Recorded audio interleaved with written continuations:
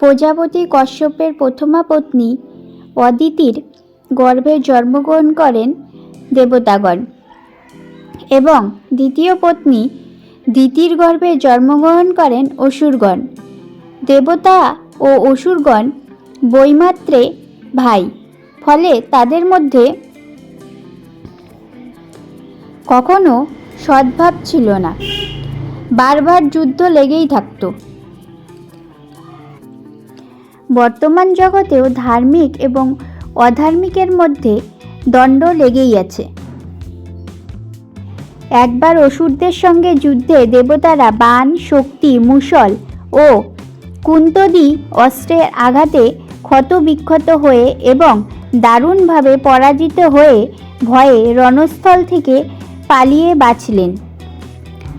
পরাজিত দেবতারা তখন তাদের রক্ষাকর্তা হিসাবে শ্রী বিষ্ণুর শরণাপন্ন হলেন।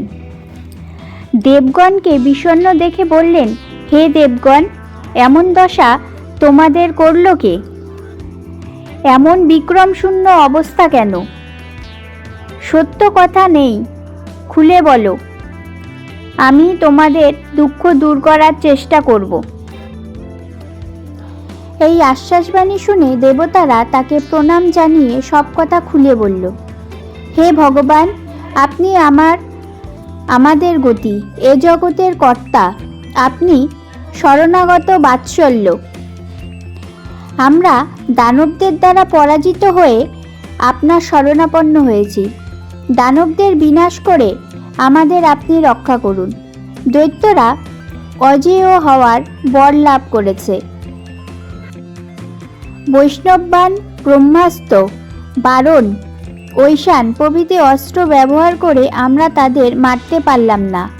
হে দেবেশ, আপনার সূর্যমণ্ডলে উৎপন্ন যে চক্র দ্বিজ মুনিকে নিক্ষেপ করেছিলেন, সেটি সেই মুনি কুক্ষিগত করে রেখেছেন। দণ্ড, ধনু প্রভৃতি আপনার অস্ত্রগুলো দৈত্যগণ লাভ করেছে। তাহলে এখন ওই দুষ্ট দৈত্যরা বিনষ্ট হবে কিভাবে? দেবাদিদেব মহেশ্বর জলাসুরকে বিনাশ করবার জন্য সুতীক্ষ্ণ এক সুদর্শন চক্র সৃষ্টি করেন। আপনি যদি সেই চক্রটিকে লাভ করতে পারেন, তবে এর দ্বারা দৈত্যদের বিনাশ করতে পারেন। ব্রহ্মাদি দেবতাদের এই কথা শুনে শ্রীহরি তখন বললেন, হে দেবগণ, আর কাল বিলম্ব না করে এসো, আমরা মহেশ্বরের কাছে গিয়ে এই অভিলাষ পূর্ণ করব। সেই সুতীক্ষ্ণ সুদর্শন চক্র লাভ করে অসুরগণকে সবান্ধবে নিধন করে তোমাদের পরিত্রাণ করব। এই কথা বলে শ্রীহরি বিশ্বকর্মা দ্বারা মেরু পর্বতে তুল্য শিবলিঙ্গ স্থাপন করে তত্ত্বরিক্ষেত রুদ্র মন্ত্রে আর রুদ্রমুক্ত দ্বারা স্নান করিয়ে যথাবিধি মতো পুজো করলেন। তারপর শঙ্করের সহস্র নাম পাঠ করে প্রণাম জানালেন। মহাদেবের সহস্র নাম স্তব করে বিষ্ণু শিবলিঙ্গকে স্নান করালেন। এরপর 108টি পদ্মফুল নিয়ে একটি একটি করে পদ্ম দিয়ে রুদ্রায় নমঃ বলে শিবলিঙ্গের ওপর দিয়েছিলেন। তখন মহেশ্বর বিষ্ণুকে পরীক্ষা করার জন্য পদ্মগুলো থেকে একটি ফুল হরণ করে নিলেন।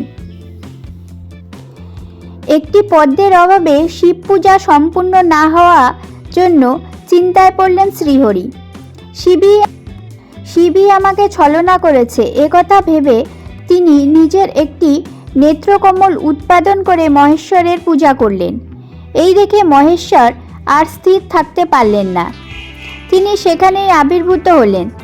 কোটি সূর্য যেমন একত্রে মিলেছে, এই রকম শিবের দেহ থেকে জ্যোতি বের হলো।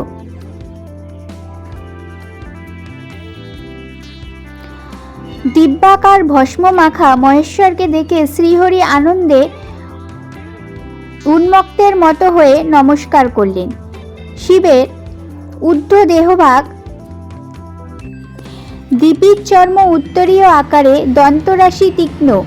তিলোচনে এই ভয়ঙ্কর রূপ দেখে ইন্দ্রাদি দেবতাগণ সেখান থেকে পালিয়ে গেলেন। সেই মূর্তি চারিদিকে তেজের দ্বারা 7 যোজন পর্যন্ত দগ্ধ করে ফেলল। তখন শ্রীহরি হাত জোর করে মহেশ্বরের সামনে দাঁড়িয়ে আছেন। এই অবস্থা দেখে ঈষৎ হেসে মহাদেব বললেন, হে জনার্দন, দেবকাব্য সাধন করার জন্য আমি আপনাদের এই সুদর্শন চক্র দান করলাম, আপনি গ্রহণ করুন।